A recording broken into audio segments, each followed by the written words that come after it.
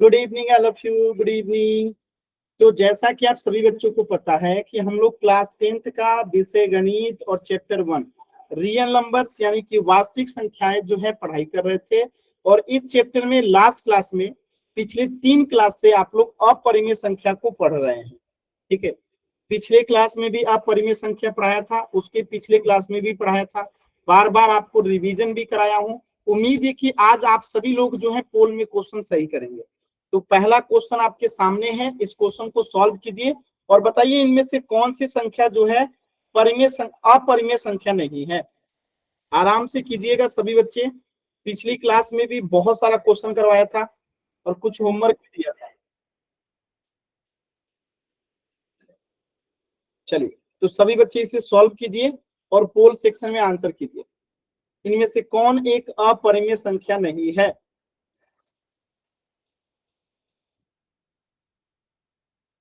Sir मतलब कि परिमेय ही बतानी है। हाँ, जो अपरिमेय नहीं है मतलब परिमेय होगा।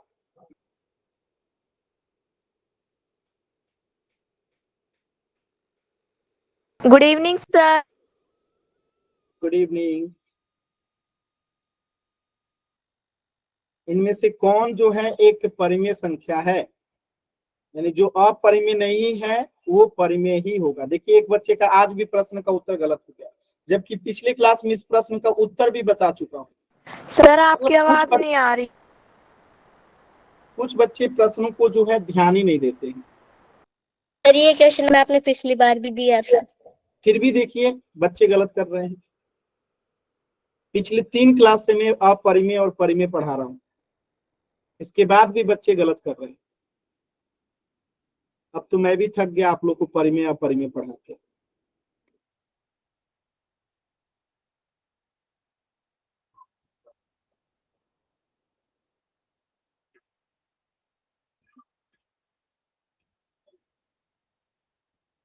लास्ट के 10 सेकेंड।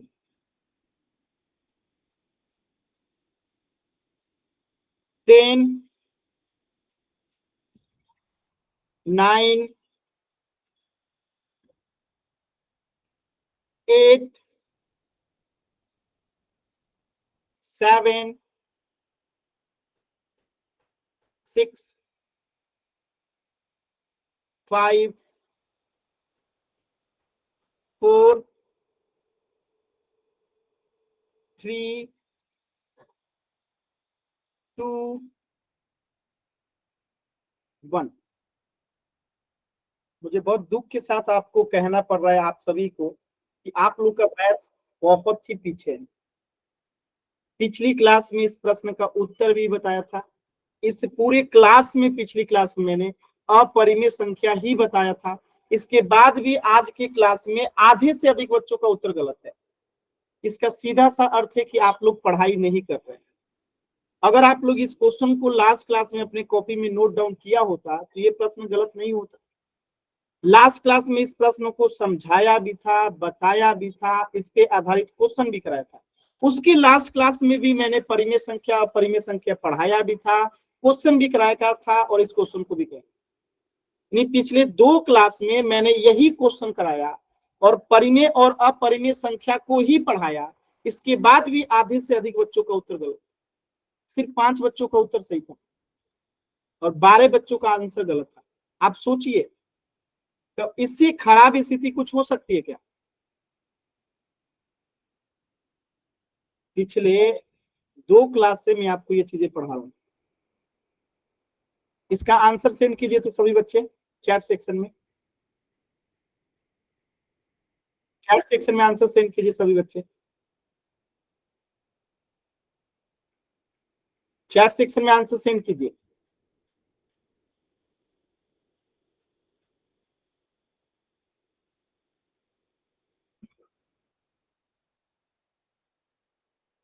अब एक दूसरे का आंसर देख के करने लगे। अभी चैट सेक्शन में सबका सही कैसे हो गया? पोल सेक्शन में तो सिर्फ 5 ही बच्चों का सही था। एक दूसरे का देख के आंसर सही करने लगे। आप लोगों को सच में आज में रियली में हिम्मत ही नहीं होता अब आप लोग को पढ़ाने का। अब मैं बात करूंगा अवंतिक टीम से कि आप लोग को कोई दूसरा टीचर दिया जाए, क्योंकि मैं पिछले 2 क्लास से आप लोग को ये चीजें पढ़ा रहा हूँ। परिमेय संख्या और अपरिमेय संख्या आप लोग नहीं समझ रहे। पिछले 2 क्लास से।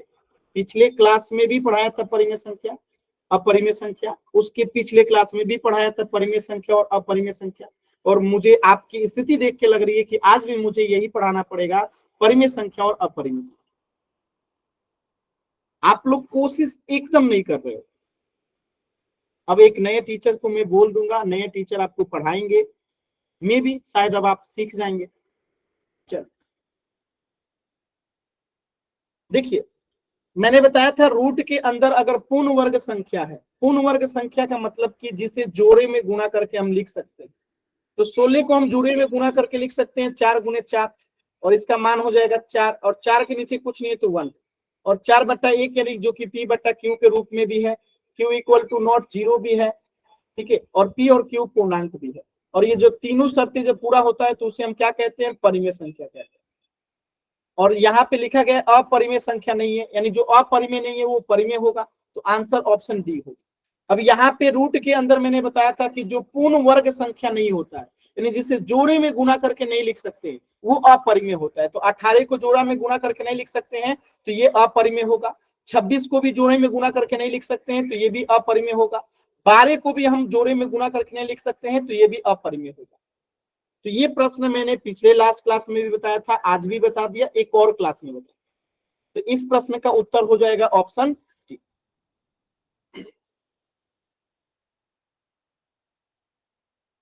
आगे बढ़े, किसी बच्चे को अभी भी डाउट है पूछ लीजिए। No sir.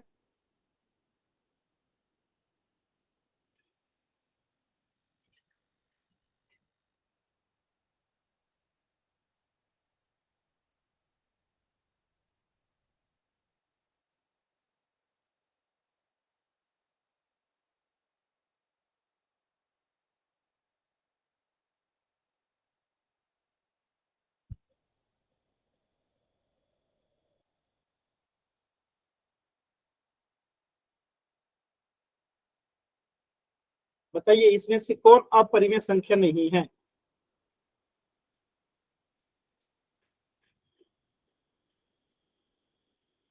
काजल गलत आंसर है।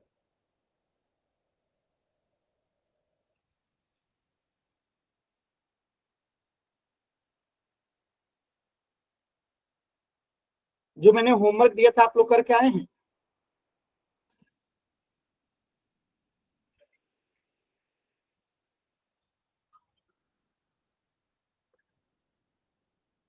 जो मैंने होमवर्क दिया है आप लोग करके लेके आए हैं? माइक ऑन करके बोल सकते हैं।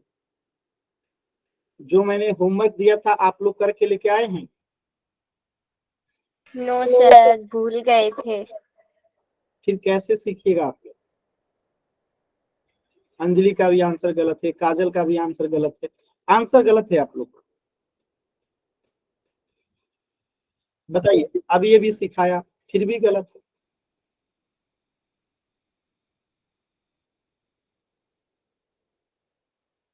अमित नाम से जो बच्चा है आपका भी आंसर गलत है।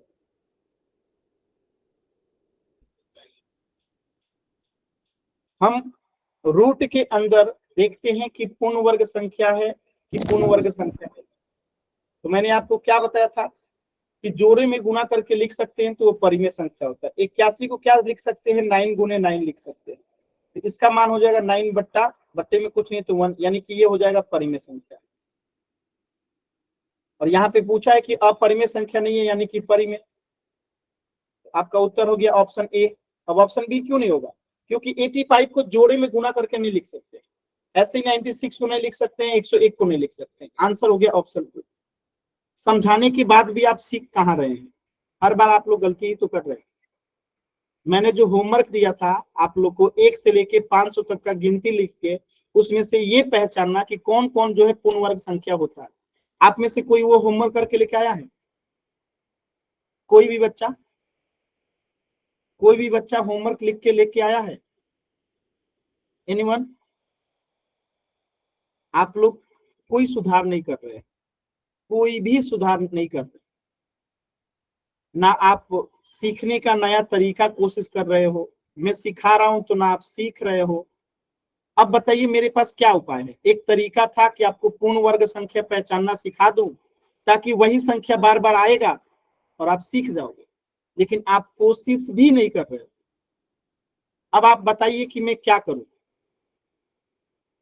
आप तो सीख ही नहीं रहे हो ना। इस पे मैंने ढेर सारा क्वेश्चन, 10 क्वेश्चन पिछले क्लास में कराया, आज मैंने 2 क्वेश्चन करा दिया, फिर भी आप लोग गलत कर रहे हो। तो आप मुझे अब बताओ मैं कैसे सिखाऊं आप लोग?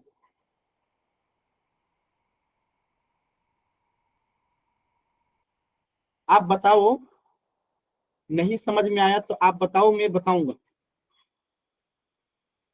आप बोलोगे तभी मैं पढ़ाऊंगा। आप ऐसे साइलेंट हो जाओगे बिना होमवर्क किए, ये अच्छी आदत नहीं है। आप लोगों ने होमवर्क तक नहीं किया और आप लोग गलत आंसर भी कर रहे हो, फिर मैं कैसे सिखाऊंगा?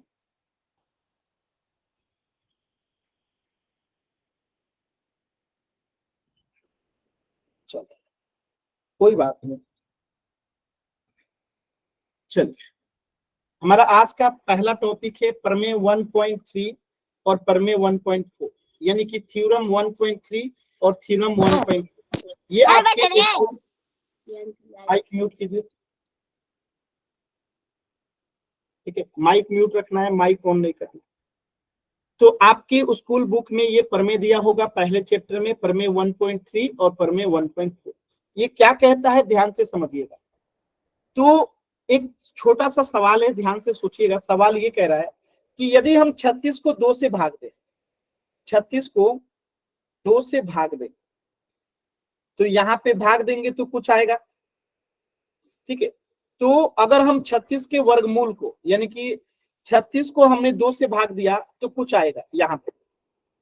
अगर हम 36 के वर्गमूल को निकालेंगे तो क्या इसमें भी 2 से भाग दे सकते हैं?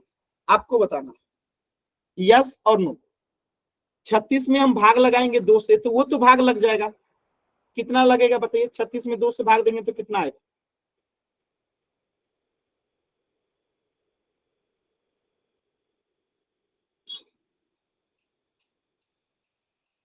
छत्तीस में भाग लगाएंगे 2 से तो कितना आएगा?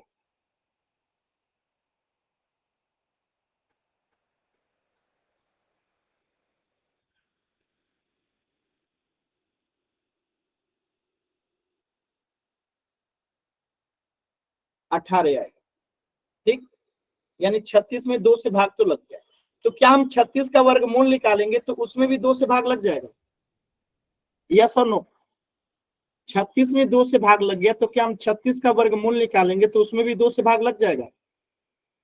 तो देख लीजिए ना निकाल के 36 का वर्गमूल क्या होता है। वर्गमूल निकालना सिखा चुका हूं, वर्ग, वर्गमूल, घन, घनमूल सिखा चुका हूं। 36 का वर्गमूल क्या होगा?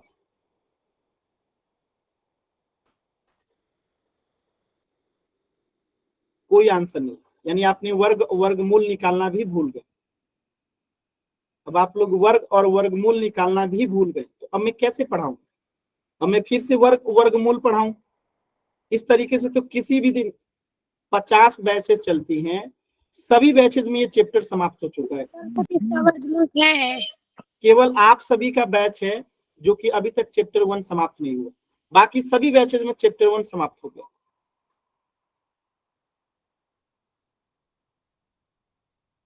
तो ये एक बच्चे का भी आंसर नहीं आ रहा है। सर 6 है। तो सिर्फ एक बच्चे का आंसर से मैं बता दूं?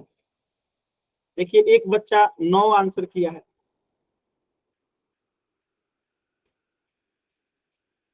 तो 36 का वर्गमूल क्या हो जाएगा? 6 हो जाएगा।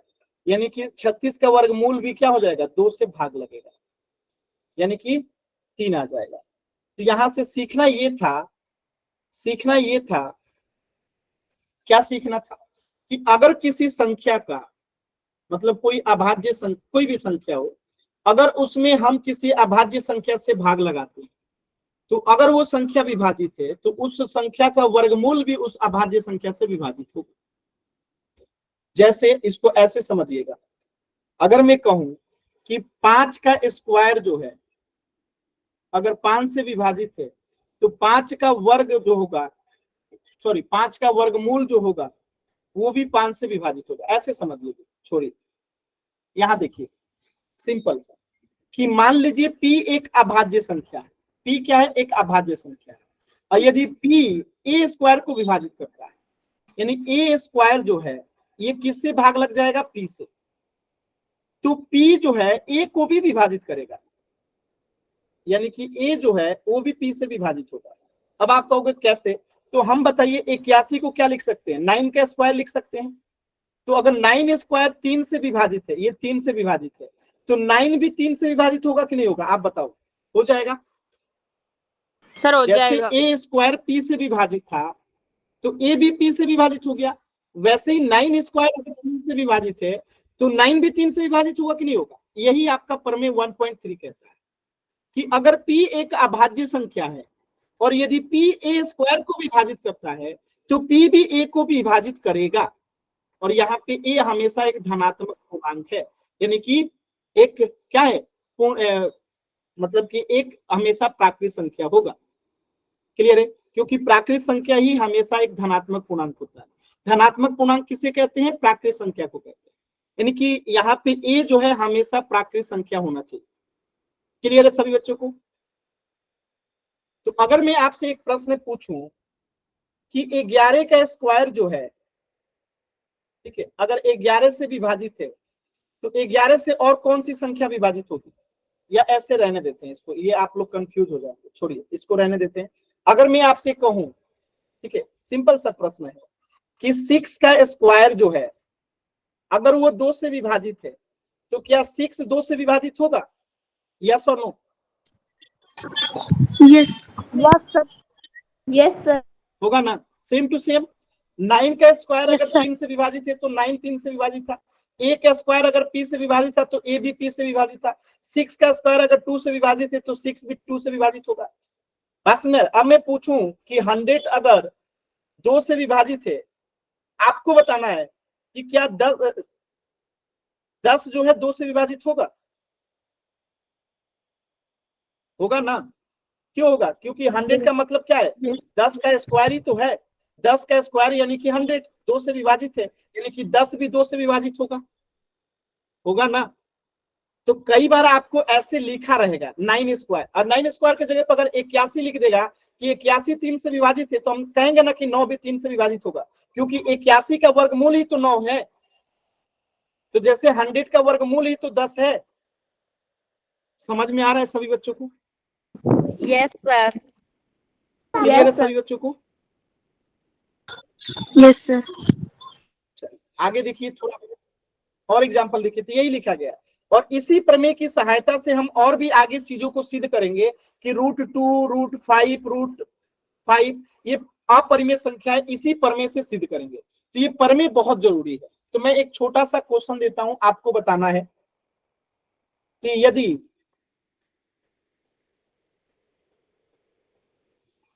यदि 12 का स्क्वायर 3 से विभाज्य है,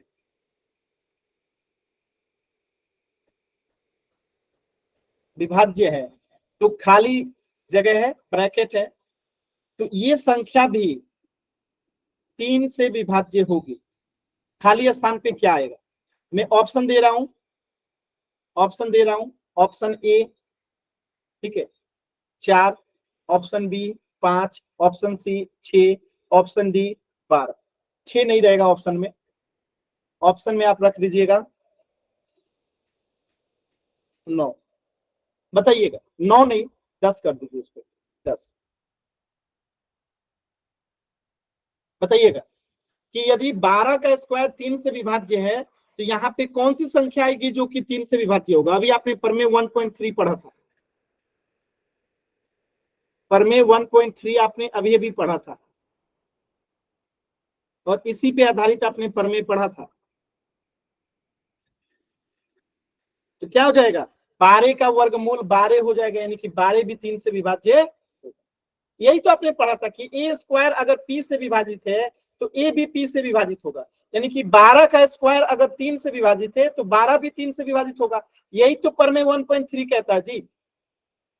समझ में आ रहा है।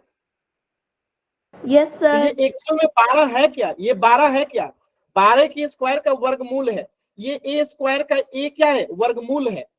जैसे 25 का वर्गमूल क्या होता है, 5 होता है ना, ऐसे ही ए स्क्वायर का ये वर्गमूल है ए, 25 का वर्गमूल 5 है, ऐसे ही 12 स्क्वायर का वर्गमूल है 12। बात समझ में आ रहा है? क्लियर है?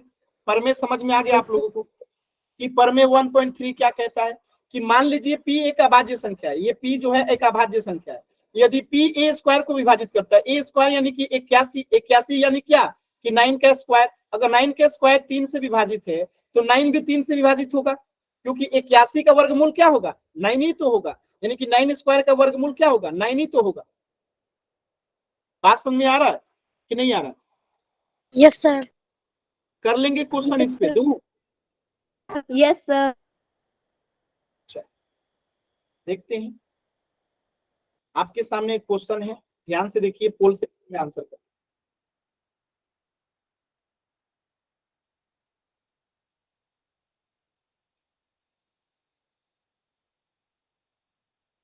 एकदम आराम से कीजिएगा, जल्दबाजी मत कीजिएगा।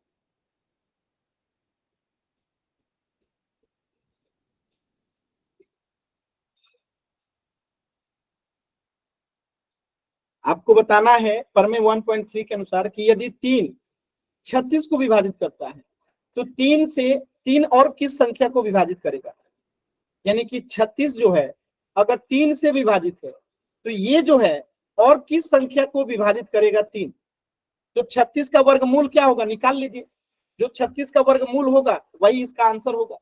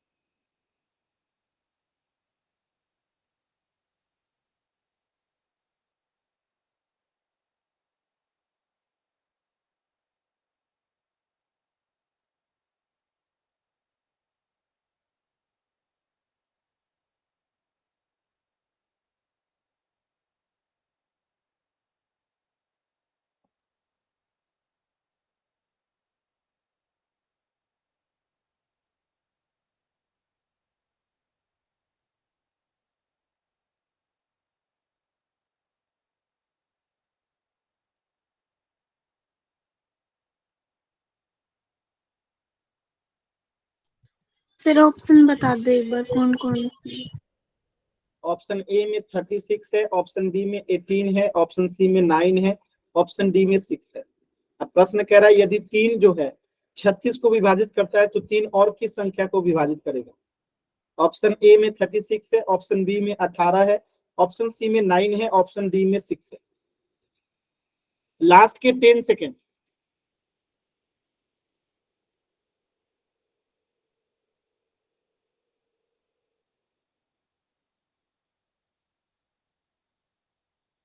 लास्ट के 10 सेकेंड। 10, 9, 8, 7, 6, 5, 4, 3, 2, 1।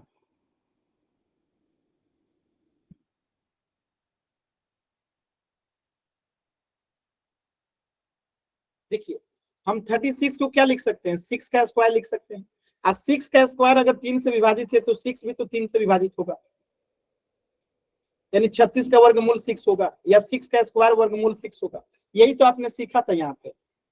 देखिए कि 12 का स्क्वायर 3 से विभाजित है तो 12 भी 3 से विभाजित होगा, यही तो सीखा था आपने कि ए स्क्वायर अगर पी से विभाजित है तो ए भी पी से विभाजित होगा। तो ये ए है क्या, ए स्क्वायर का वर्गमूल ही तो है, यानी ये 12 स्क्वायर की जगह पर अगर 144 आ जाएगा तो 144 का वर्गमूल ही तो 12 है। तो यहाँ पे भी अगर 6 स्क्वायर नहीं दिया है 36 दिया है तो 36 का वर्गमूल क्या होगा 6, 36 का वर्गमूल क्या होगा 6, और 6 भी क्या होगा 3 से विभाजित होगा। मेरी बातें समझ में आ रही है सभी बच्चों को, क्लियर है? यस कोई ऐसा बच्चा जिसे डाउट हो तो पूछ लीजिएगा। ना सर। क्लियर है ना? अच्छा, तो इस प्रश्न का उत्तर हो जाएगा ऑप्शन। कोई डाउट नहीं है ना? No sir. चलो अब देखिए एक क्वेश्चन आपके सामने और है। No sir. बस हो गया। एक प्रश्न है आपके सामने कि यदि ए स्क्वायर 2 से विभाजित है, यानी ए स्क्वायर 2 से विभाजित है, यानी ए स्क्वायर 2 से विभाजित है, तो ए भी 2 से विभाजित होगा, यस या नो, हाँ या नहीं, में जवाब देना है।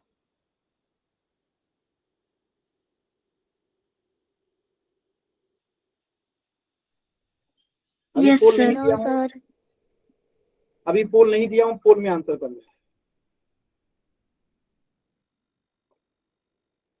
अभी पोल नहीं दिया हूं, पोल में आंसर करना है, आराम से करेंगे।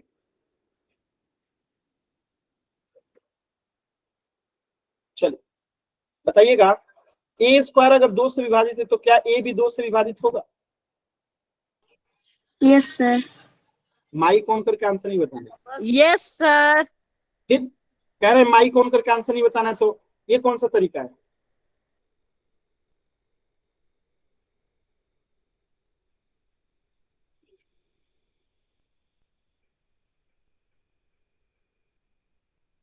मैं क्लास से बाहर कर दूंगा। देखिए जो क्लास को डिस्टर्ब कर रहे हैं, मैं बार बार कह रहा हूं अनावश्यक माइक ऑन करके नहीं बोलना है।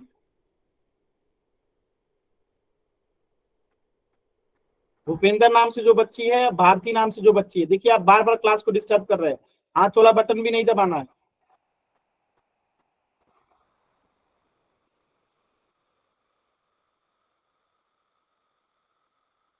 लास्ट के 10 सेकेंड, 10,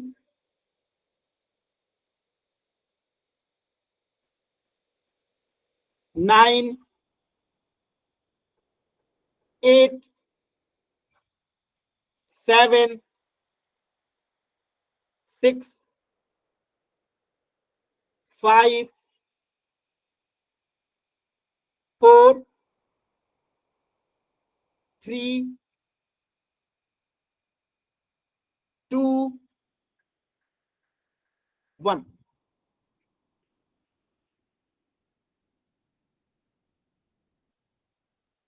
देखिए आपने अभी प्रमेय 1.3 पढ़ा था, प्रमेय 1.3 पढ़ा था, और क्या पढ़ा था कि अगर ए स्क्वायर 2 से विभाजित है तो ए भी 2 से विभाजित होगा। इसका एग्जांपल देखिए कि जैसे मैंने 9 स्क्वायर बताया कि अगर ये 3 से विभाजित है तो 9 भी 3 से विभाजित होगा। यही तो प्रमेय 1.3 कहता है, 9 स्क्वायर का वर्गमूल यानी कि 9। तो यहाँ पे इसका आंसर क्या होगा? यस, कि ए स्क्वायर अगर 2 से विभाजित है तो ए भी क्या होगा? 2 से विभाजित होगा। क्लियर है सभी बच्चों को? यही तो प्रमेय यस 1.3 सर। आपने, क्लियर है सभी बच्चों को? Yes sir. तो एन टाइप कीजिए, क्लियर है तो यस वाई सर। टाइप। तो इस प्रश्न का उत्तर हो जाएगा ऑप्शन ए, यस ये पॉसिबल है। अब देखिए आपके एग्जाम में ऐसे एक क्वेश्चन पूछता है, डिस्क्रिप्टिव क्वेश्चन पूछता है, यानी आपको ऑप्शन नहीं देगा, आपको ऐसे आ जाएगा कि √2 एक अपरिमेय संख्या है, दर्शाइए। यानी आपको प्रूफ करना रहेगा कि √2 जो है एक अपरिमेय संख्या है, साबित कीजिए या दर्शाइए। तो आप कैसे इसको साबित करेंगे? तो ध्यान से मेरी बातों को सुनिएगा। जब भी आपके एग्जाम में ऐसे क्वेश्चन आता है, √2, √3 या √5 या √6, √7, √11, √12, √13, √10, √15, यानी कोई भी ऐसे अपरिमेय संख्या आ जाता है और कहता है कि आप दर्शाइए कि ये अपरिमेय संख्या है। आप जानते हो कि ये अपरिमेय संख्या, क्यों जानते हो? क्योंकि आप लोग पढ़ चुके हो कि अगर रूट के अंदर में पूर्ण वर्ग संख्या नहीं होता है तो वो अपरिमेय होता है। 2 को हम जोड़े में गुणा करके नहीं लिख सकते हैं तो ये अपरिमेय है। 3, 4, 5, 6, 7, 11, 12, 13, 10, 15 सब ऐसे ही है। ये पूर्ण वर्ग संख्या नहीं है, और रूट के अंदर अगर पूर्ण वर्ग संख्या नहीं होती है तो सब अपरिमेय संख्या होता है। ये आप पढ़ चुके हो, लेकिन इसे अब आपको साबित करना है कि ये अपरिमेय संख्या, हम इसको साबित कैसे करेंगे? तो साबित करने के लिए हम क्या करते हैं उस मेथड को, तो यहाँ पे हम जिस मेथड को अप्लाई करेंगे तो जो साबित करना है ना उसके उल्टा मान लेंगे। क्या मान लेंगे? उल्टा मान लेंगे। तो हमें √2 को एक अपरिमेय संख्या साबित करना है ना, तो यहाँ पे हम क्या कहेंगे कि √2 जो है हम लिखेंगे कि माना कि √2 जो है एक परिमेय संख्या है। क्या है? एक परिमेय संख्या है। बात समझ में? और जब √2 एक परिमेय संख्या है, यानी कि हम इसे क्या लिख सकते हैं, a/b में लिख सकते हैं। अगर √2 एक परिमेय संख्या होगा, यानी हम इसे a/b में लिख सकते हैं। और ये आपको पता है कि a और b यहाँ पे क्या होना चाहिए, सहअभाज्य संख्या होना चाहिए। सहअभाज्य संख्या होना चाहिए। अब आप कहोगे सर ये सहअभाज्य संख्या क्यों होना चाहिए? देखिए एक क्वेश्चन ध्यान से समझिए। कोई बच्चा बताएगा कि अभाज्य संख्या, सहअभाज्य संख्या क्या होता है? एनीवन? पढ़ा चुका हूं। सहअभाज्य संख्या यानी को प्राइम नंबर क्या होता है? को प्राइम नंबर या मतलब कि सहअभाज्य संख्या क्या होता है, कोई बताएगा? देखिए पढ़ाई गई चीजें भी आप लोग नहीं बताते, मतलब ये एक ऐसा बैच है जिसमें पढ़ी गई चीजों को भी कोई नहीं बताता।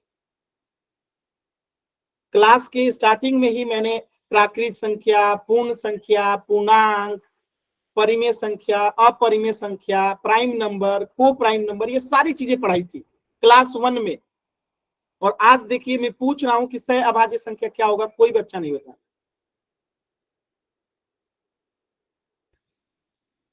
वह संख्या जो से केवल एक से विभाजित होती है। गलत आंसर। देखिए एक होता है अभाज्य संख्या, एक होता है सहअभाज्य संख्या, दोनों में अंतर है। अभाज्य संख्या क्या होता है, जो एक और स्वयं से केवल विभाजित है, तो उसे हम अभाज्य संख्या कहते हैं। जैसे कि 2, 3, 5, 7, 11, 13, 17, ये सब क्या है, अभाज्य संख्या है। क्योंकि ये जो है ना केवल या तो एक से विभाजित है या तो 2 से, या तो ये एक से विभाजित है या तो 3 से, या तो ये एक से विभाजित है या तो 5 से, या तो ये एक से विभाजित है या तो 7 से, या तो ये एक से विभाजित है या तो 11 से। यानी कि ये एक और अपने आप के अलावा किसी अन्य संख्या से विभाजित नहीं होती, तो इसे हम अभाज्य संख्या कहते हैं। लेकिन सहअभाज्य संख्या क्या होता है, जिनका एसीएफ 1 होता है। पहचानने का तरीका, या फिर सार्वगुणनखंड, सार्वगुणनखंड 1 होता है। जैसे मैं कह दूं कि 3 और 5 है, तो आप बताइए इनका सार्वगुणनखंड क्या होगा? ऐसा गुणनखंड जो कि दोनों में हो। तो 3 का गुणनखंड क्या होगा, 3 का गुणनखंड 1 गुणे 3 होगा। अब 5 का गुणनखंड क्या होगा, 1 गुणे 3 होगा। तो ऐसा कौन सा गुणनखंड है जो कि दोनों में है, 1 है। सार्वगुणनखंड इनका 1 है, यानी यहाँ पे 3 और 5 क्या है, सहअभाज्य संख्या है। तो सहअभाज्य संख्या हमेशा जोड़े में ही होता है। सहअभाज्य संख्या हमेशा जोड़े में ही होता है, पेयर में ही होता है, अकेले नहीं होता। ठीक है। अब जैसे मैं पूछूं 5 और 7, तो इनमें सहअभाज्य संख्या, क्यों? क्योंकि इनका एसीएफ जब निकालिएगा, यानी कि सार्वगुणनखंड निकालिएगा, तो ये 1 आएगा। ऐसे ही मैं पूछूं 7 और 8, तो इनका एसीएफ निकालिएगा तो क्या आएगा, 1 आएगा। बात में क्या आपको सहअभाज्य संख्या पहचानना समझ में आया कि सहअभाज्य संख्या को कैसे पहचानते हैं? Yes sir. Yes sir. चलिए तो एक क्वेश्चन का आंसर बताइएगा। अगर मैं लिख दूं 4/6, क्या ये सहअभाज्य संख्या है, यस और नो?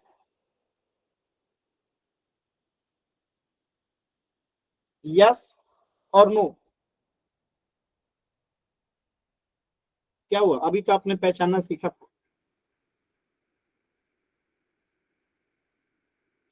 क्या ये सहअभाज्य संख्या है, यस और नो? आपका जवाब होगा नो। क्यों? क्योंकि 4 का गुणनखंड क्या हो जाएगा, 1 गुणे 2 गुणे 2। 6 का गुणनखंड क्या हो जाएगा, 1 गुणे 2 गुणे 3।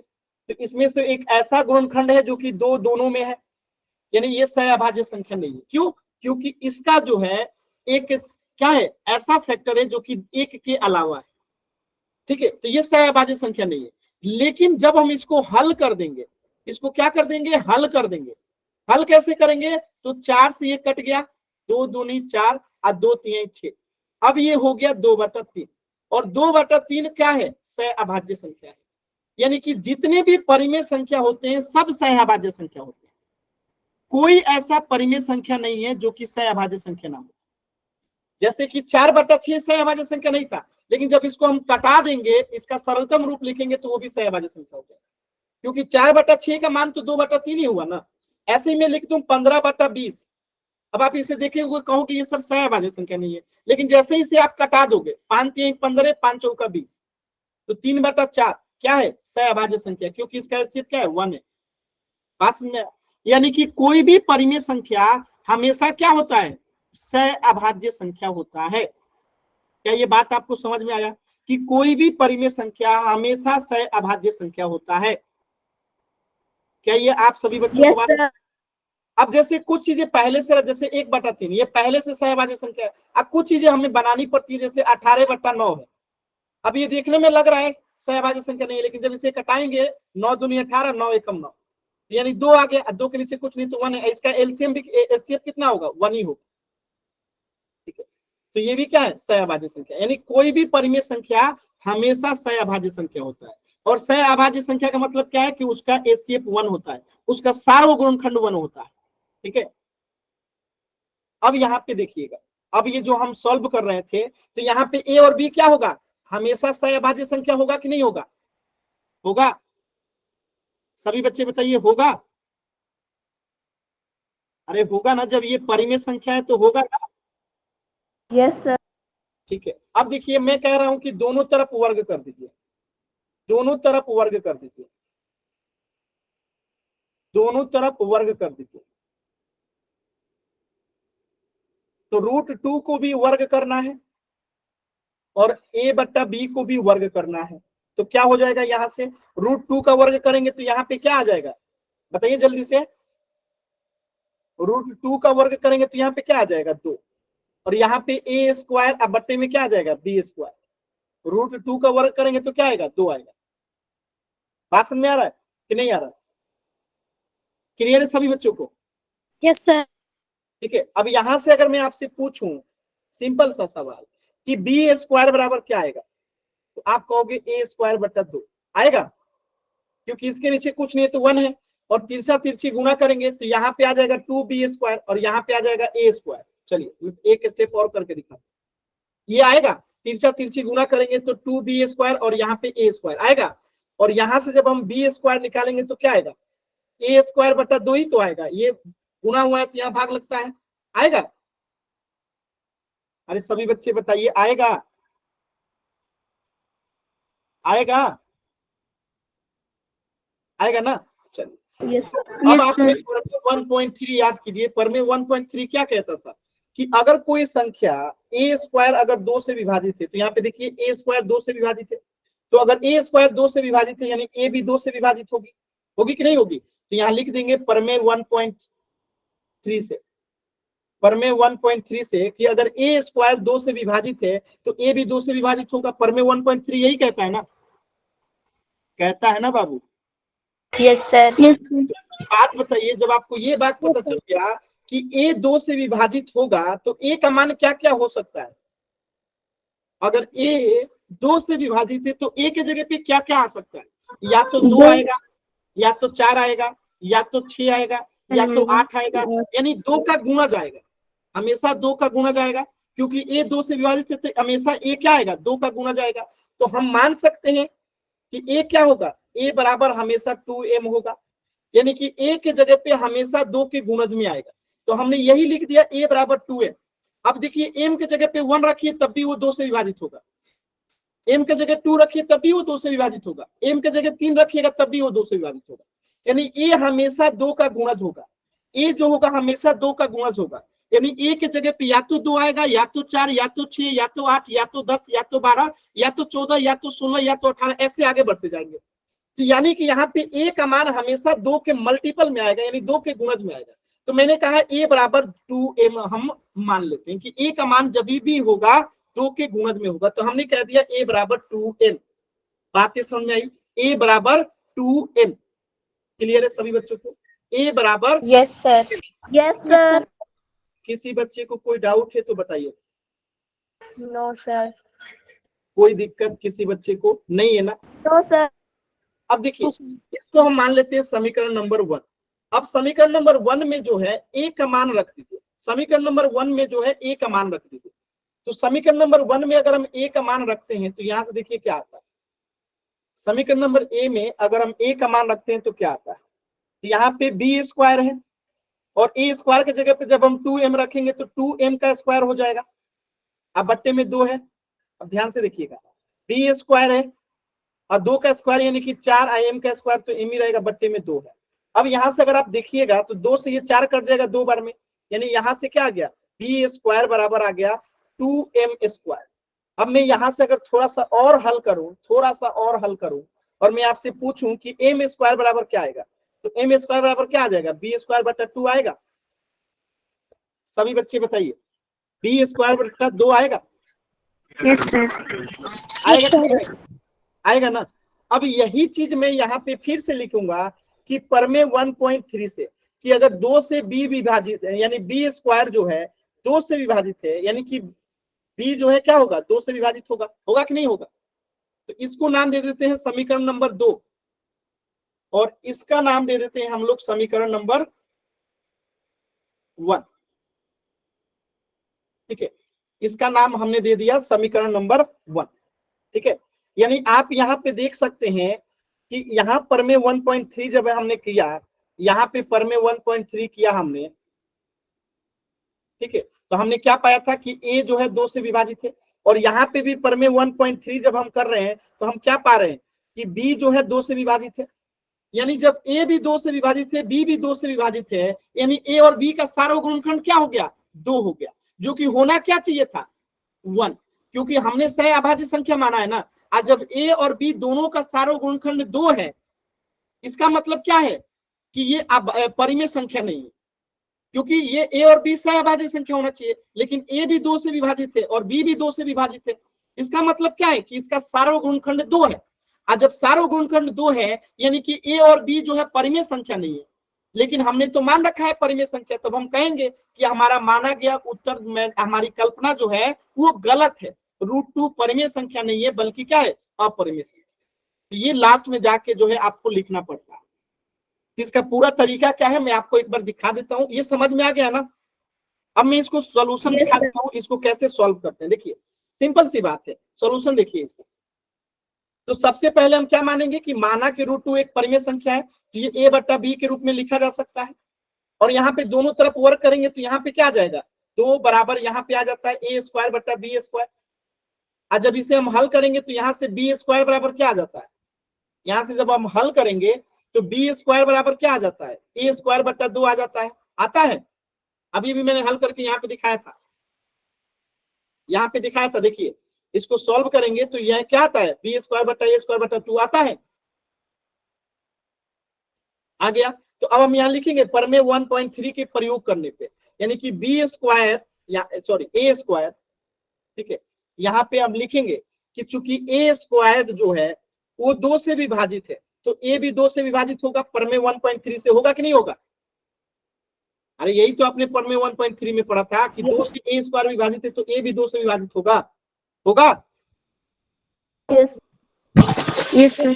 आगे लिखेंगे कि a का मान हमेशा क्या होगा, 2m होगा, यानी a जब 2 से विभाजित है तो a कभी भी क्या होगा, 2 का गुणज होगा, यानी या तो 2 या तो 4 या तो 6 या तो 8, इसलिए मैंने इसे a बराबर 2m लिख दिया।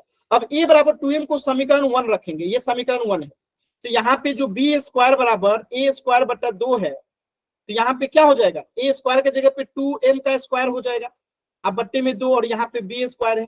अब इसे हल करेंगे तो b स्क्वायर बराबर क्या हो जाएगा, 4m का स्क्वायर बट्टे में 2, और 2 से 4 कट जाएगा 2 बार में, यानी कि b स्क्वायर बराबर क्या आ गया, 2m स्क्वायर आ गया, और यहाँ से अगर हम m स्क्वायर निकालेंगे तो क्या आएगा, b स्क्वायर बट्टा में 2 आएगा। आज जैसे ही b स्क्वायर बट्टा 2 आया तो फिर से लिखेंगे परमेय 1.3 के प्रयोग करने पे कि b स्क्वायर जो है अगर 2 से विभाजित है, तो यानी कि b भी 2 से विभाजित है, तो इसका नाम दे देंगे हम लोग समीकरण नंबर 2, ठीक है, इसे m स्क्वायर बराबर b स्क्वायर बटा 2। और समीकरण 1 और 2 को जब एक साथ देखिएगा तो आपसे निष्कर्ष क्या निकल के आएगा, निष्कर्ष यही निकल के आएगा कि a और b दोनों 2 से विभाजित है, a और b दोनों 2 से विभाजित है, यानी कि a और b का सारा गुणनखंड क्या हो जाएगा, 2 हो जाएगा, यानी ऐसा गुणनखंड जो कि दोनों विभाजित हो रहा है तो 2 से हो रहा है, यानी कि a और b सहअभाज्य संख्या नहीं है, क्योंकि सहअभाज्य संख्या में सारा गुणनखंड क्या होता है, हमेशा 1 होता है, तो हम लिख दिए कि ये अभाज्य संख्या नहीं है, सहअभाज्य संख्या नहीं है, यानी कि जो हमने माना था वो गलत माना था। तो ये विरोधाभास इसलिए प्राप्त हुआ क्योंकि हमने गलत कल्पना कर लिया था कि √2 एक परिमेय संख्या है, यानी कि √2 एक अपरिमेय संख्या। ये पूरा प्रोसेस आपको एग्जाम में लिख के दिखाना पड़ता है, तब जाके 3 नंबर मिलता है। क्लियर है सभी बच्चों को कि कैसे करते हैं हम लोग इसे? Yes sir. अब देखिए एक चीज और ध्यान, अब यहाँ पे √2 करना था तो आपने ऐसे किया।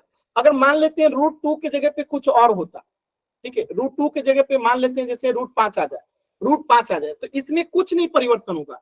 जहां जहां √2 था ना वहां वहां √5 हो जाएगा। देखिए कैसे, जैसे यहाँ √2 5 को फिर से परिमेय मानेंगे तो ये a/b हो जाएगा, और यहाँ पे क्या आएगा, यहाँ पे क्या आएगा, 5 बराबर a² आएगा, ठीक है। और हल करेंगे तो b² बराबर क्या हो जाएगा, a² 5 आएगा। सेम टू सेम वहां पे जैसे आ रहा था यहाँ पे भी यहाँ आ रहा है, यानी प्रमेय 1.3 का प्रयोग करेंगे तो a² यहाँ पे 5 से विभाजित है, तो यहाँ पे a भी किससे हो जाएगा, 5 से विभाजित हो जाएगा। अब इसे हम समीकरण 1 मान लेंगे, और यहाँ पे जब a जो है 5 से विभाजित है, यानी a हमेशा 5 के मल्टीपल में होगा, यानी a बराबर 5m हम मान लेंगे, a बराबर 5m मान लेंगे, ठीक है। अब a बराबर 5m को समीकरण 1 में रखेंगे तो समीकरण 1 क्या है, b² बराबर a²/5, और a जगह पे 5 का रखेंगे मान, तो रखिए 5m का द होल स्क्वायर हो जाएगा, a² की जगह पे 5m, नीचे में 5, यहाँ पे b² है। सॉल्व करेंगे, b² बराबर 5 के स्क्वायर यानी कि 25, और m² है तो m²/5, तो 5 से ये 25 कट गया, 5 बराबर, यानी कि b² बराबर क्या आ गया, 5m², और यहाँ से अगर हम m² निकालते हैं तो क्या आएगा, b²/5 आएगा। यहाँ पे फिर आप देखेंगे प्रमेय 1.3 से कि अगर b² 5 से विभाजित है, यानी कि b भी 5 से विभाजित है, तो फिर से लास्ट पेज वही आएगा कि a और b दोनों 5 से विभाजित है, यानी a और b का सारों गुणनखंड 5 है, यानी a और b सहअभाज्य संख्या नहीं है। तो ये विरोधाभास इसलिए प्राप्त हुआ क्योंकि हमने गलत कल्पना कर लिया था कि √5 एक परिमेय संख्या है, अतः √5 एक अपरिमेय संख्या। ऐसे ही √5 को करेंगे, ऐसे ही √7 को करेंगे, ऐसे ही √8 को करेंगे, एकदम थोड़ा थोड़ा सा का क्या होता है, परिवर्तन होता है। समझ में आया कि नहीं आया? Yes yes sir. 2 क्वेश्चन दे रहा हूं, आप लोगों को घर से करके लेके आएंगे, ठीक है। अगली क्लास में हम लोग उसको डिस्कस करेंगे, तो पहले इसका स्क्रीनशॉट लीजिए सभी बच्चे, इसका स्क्रीनशॉट लीजिए, ये ज्यादा सही समझ में आएगा आपको, ठीक है। मैं बता रहा हूं, आप लोग जो है स्क्रीनशॉट लीजिएगा। देखिए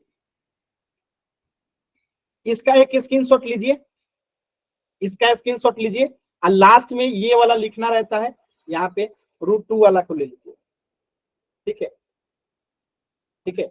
ये √2 वाला का है, तो ये पूरा सोल्यूशन होगा √2 का कुछ इस प्रकार का। पहले इतना सारा कुछ लिखेंगे √2 को करने के लिए, फिर लास्ट में ये √2 को ऐसे सॉल्व करेंगे, यहाँ पे भी √2 आएगा और यहाँ पे भी √2 आएगा, क्योंकि √2 को हम लोग कर रहे हैं, ठीक है। तो समझ में आया? तो इसको आप स्क्रीनशॉट ले लीजिए, और आपको 2 क्वेश्चन में दे रहा हूं, उसे आपको करके लेके आना है।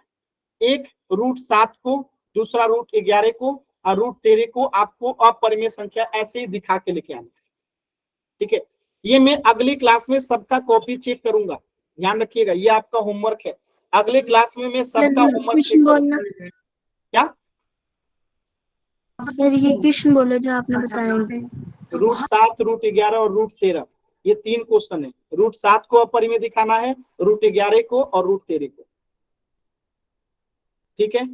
तो अगली क्लास में मैं ये चेक करूंगा सभी बच्चों का कि किन्होंने होमवर्क करके लेके आए, और सेम टू सेम तरीका से सॉल्व होगा। जैसे √2 को किए हैं, पहले ऐसे करेंगे, फिर इसी प्रकार हम लोग ये लास्ट में ये सारी चीजें लिखते हैं, ऐसे ही सेम टू सेम √2 की जगह पे √7 आ जाएगा, √11 आ जाएगा, √13 आ जाएगा, और बाकी जहां पे चेंजेस करना है जिस तरीके से वो चेंजेस करेंगे, ठीक है। तो आज की क्लास में इतना ही। कुछ भी डाउट है तो अभी आप लोग मुझसे पूछ लीजिए।